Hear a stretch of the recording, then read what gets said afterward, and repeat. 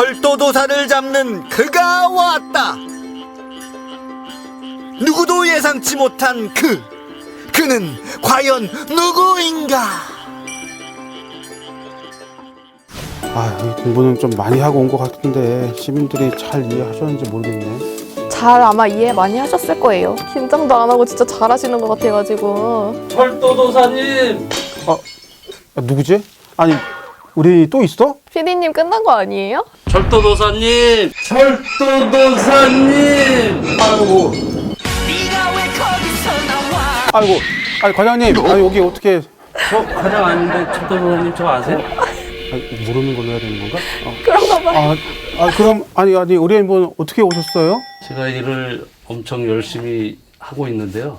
정작 시민들은 이걸 모르고 있는 것 같아서 알리고 싶어서 왔습니다.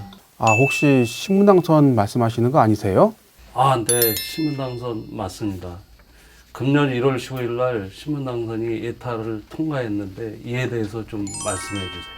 알겠습니다. 그러면 제가 번데기 앞에서 줌 한번 잡아볼까요? 신문당선 광교 호매실 구간은 기존에 운행하는 강남, 정자, 광교까지 이 운행하는 것의 연장선이기 때문에 이미 운행하고 있는 구간 얘기를 먼저 해야 될 것 같아요. 신문당선은 국내 최초로 무인으로 운행하는 중전철이다. 잘한다.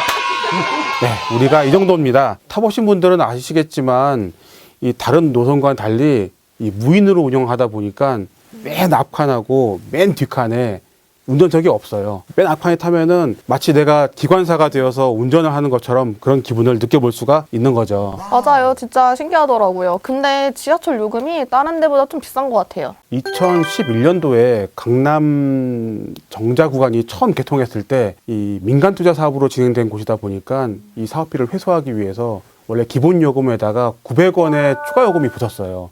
이용 요금이 꽤 비쌌죠, 그 당시에. 그럼에도 불구하고 이 신분당선이 최고 속도 100km에 육박하는 그런 엄청난 속도로 강남 정자 구간을 16분 만에 주파를 했어요. 그리고 2016년 정자에서 광교까지 연장 개통되면서 우리 수원시까지 들어오게 된 거잖아요. 네, 맞아요. 광교에서 강남역을 30분대에 주파를 했죠. 이 강남 쪽에 직장을 둔 시민들은 광역버스를 타고 주로 다녔었는데 광역버스나 이 신문당선 두 개를 놓고 이제 선택의 폭이 넓어진 그런 효과가 있었죠. 그러나 빠른 접근성도 있지만은 예상치 못한 부작용도 있죠. 예, 맞아요. 이게 판교나 강남까지 너무 빨리 갈 수 있다 보니까 이 광교 지역의 상인들은 판교나 강남 지역의 상인들하고도 경쟁을 해야 되는 처지가 되었죠. 사실 신문당선이 광교에서 호매실 구간이 늦어진 계기가 있었죠. 네, 맞아요. 강남 정자 구간이 처음에 이제 개통을 하고 그 다음에 수원까지 연장이 확정될 2003년 당시에 정자에서 호매실까지가 원래 한 구간이었어요. 그래서 한 번에 다 개통을 하는 거였는데 그렇게 예타를 통과한 거였는데 2006년도에 기본계획을 수립할 당시에 여러 가지 문제 때문에 정자, 광교 호매실 이렇게 두 구간으로 나눠가지고 앞선 구간, 그러니까 광교까지를 먼저 하는 걸로 이렇게 결정이 되어버렸어요. 광교까지는 그나마 좀 인구가 좀 많아서 좀 수요가 좀 나오는데 이 구간에 비해서 광교 호매실 구간은 아무래도 좀 수요가 좀 없을 수밖에 없거든요. 결국 국토부 입장에서는 이 전체 구간 중에 앞 구간, 이미 운행하고 있는 앞에 구간이 민간 투자 사업으로 또 민간이 직접 운행하는 구간이다 보니까 나머지 구간도 이거 민자로 운행해야 되는 게 아니냐 이런 고민을 할 수밖에 없는 거죠.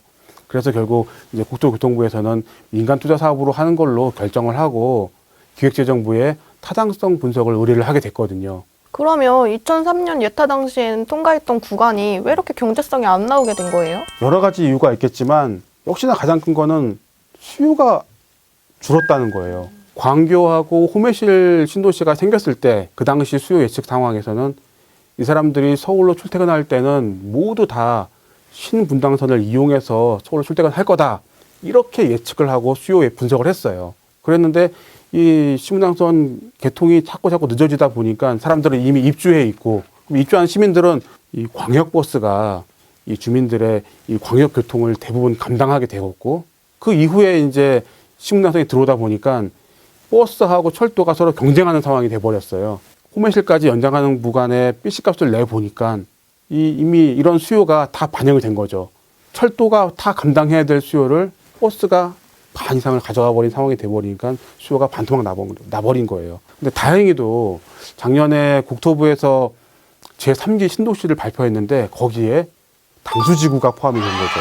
그래서 새로운 신규 수요를 창출을 하고 또 거기다가 예타제도에서 이 정책성 분석 항목을 개편을 했어요. 여러 가지가 같이 잘 어우러져 가지고 드디어 지난 1월에 신분당선 광교 호매실 구간이 예타를 통과하게 된 것이죠. 이 신분당선이 예타가 통과된 건 지역에 계신 시민 여러분들의 많은 힘과 응원이 있어가지고 이런 예타가 통과된 거라고 생각합니다. 그동안 수고해 주신 시민 여러분께 진심으로 감사드립니다.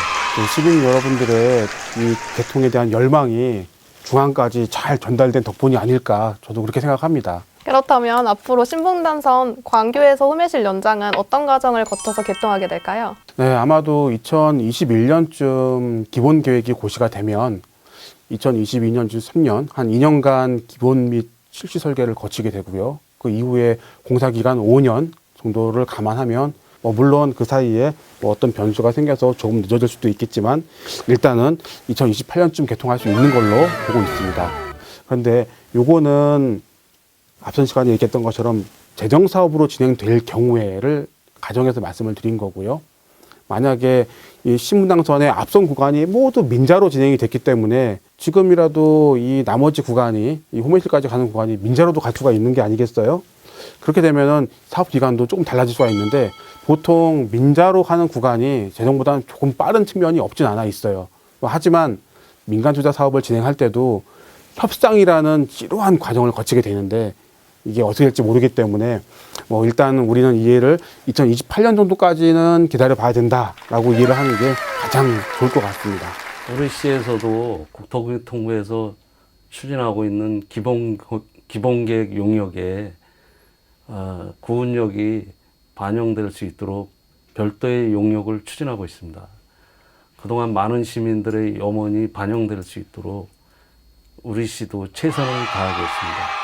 감사합니다. 과장님, 결국 열심히 일하신 거 알리고 싶으셔서 나오신 거예요? 네, 맞습니다. 많은 분들이 알아주지도 않고 그래서 알리고 싶어서 나왔습니다. 그렇죠. 특히나 신분당선뿐만 아니라 수인선 지화 부분에서는 특히나 할 얘기가 더 많지 않아요? 네? 네, 맞습니다. 앞으로도 수원철도 많이 사랑해 주세요. 철도도사를 잡았던 그가 이리 기뻐하는 이유는? 사실 그는 칭찬을 받고 싶었나 봅니다. 수인선과 관련되어 이들이 꼭 하고 싶은 이야기는 무엇일까요? 수원 철도도사에게 직접 듣는 신개념 철도 설명회 계속됩니다.